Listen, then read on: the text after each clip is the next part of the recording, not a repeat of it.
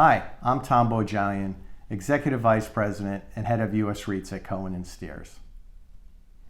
As we cross the midway point of 2020, I want to take a second to update you on where we stand on the REIT market and some of the trends we've been seeing.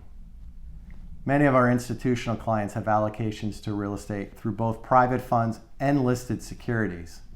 And in the past few months, we've seen a greater interest in putting capital to work in REITs. And we think there are three reasons behind that interest. First, REIT fundamentals overall have been quite resilient. This has been one of the most challenging periods in history for many landlords. However, REITs entered the year in a very strong position, with limited new supply in their markets, strong demand, and balance sheets that were significantly better than a decade ago. As you know, credit markets are functioning thanks to the unprecedented steps made by our central bank.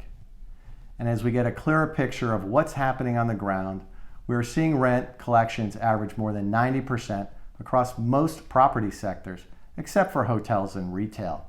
But overall, an encouraging sign.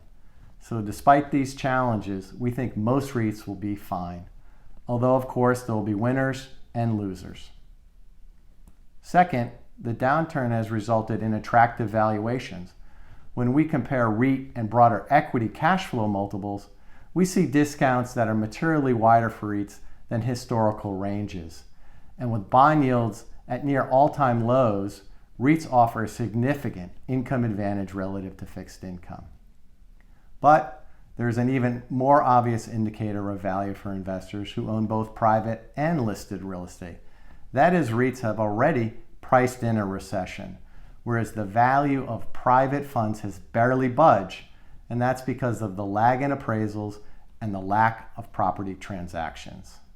In fact, there's so much uncertainty about how private funds are being priced that many open-ended property funds have halted redemptions and distributions, essentially locking investors in while retaining cash flow. Which brings me to my last point.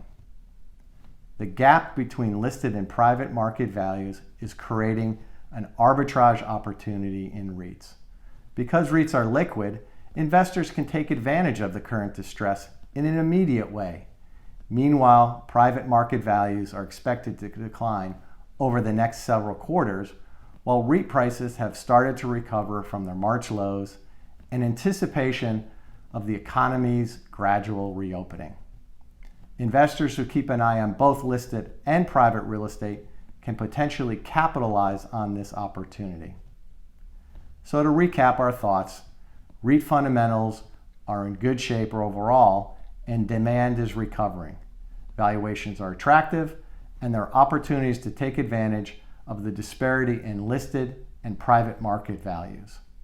We don't know how this recession will ultimately play out, but we believe 2 or 3 years from now, investors will look back at this period as an attractive time to have added REITs to their portfolio. Thank you for your time.